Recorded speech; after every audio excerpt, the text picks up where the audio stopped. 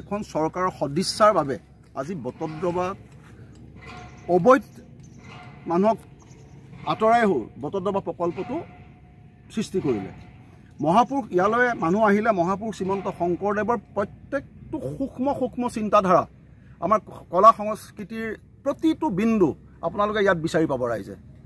আৰু মহাপুৰুষ শ্ৰীমন্ত শংকৰদেৱে এই কলাক্ষেত্ৰটোৰ পৰা এটা নতুন স্তম্ভৰ ওপৰত জিলিকি উঠিব বিশ্ব সাংস্কৃতিক সভাত।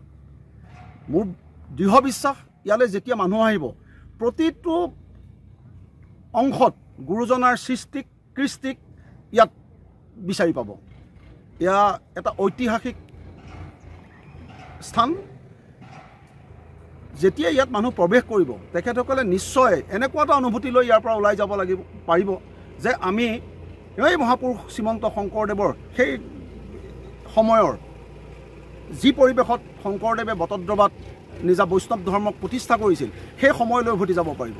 আপুনি চাওক তালৰ আকৃতিত, খোলৰ আকৃতিত, নাৱৰ আকৃতিত, মাজুলীৰ সত্ৰনগৰী মাজুলীৰ আকৃতিত। গতিকে চৰকাৰৰ সদিচ্ছা থাকিলে প্ৰত্যেকটো কাম এইখন চৰকাৰৰ দিনতে ইয়াত শিলান্যাস হৈছে আৰু এইখন চৰকাৰৰ দিনতে উদ্বোধন কৰিব।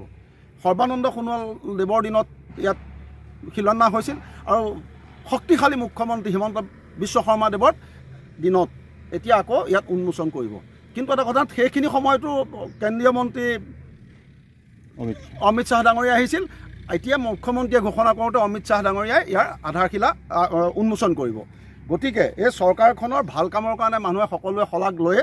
মই সেইকাৰণে হিমন্ত বিশ্ব শৰ্মা ডাঙৰীয়া দেৱৰ প্ৰতি অকণমান এফাকি কথা কৈছোঁ।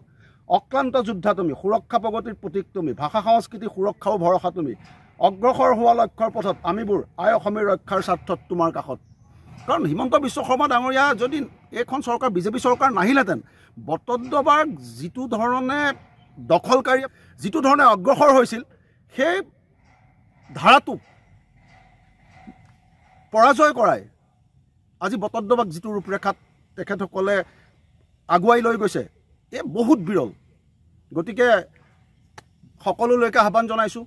বৰদোৱা থানটো আপোনালোকে চাইছে, এতিয়া বৰদোৱা প্ৰকল্প চোৱাৰ সময় আপোনালোকৰ।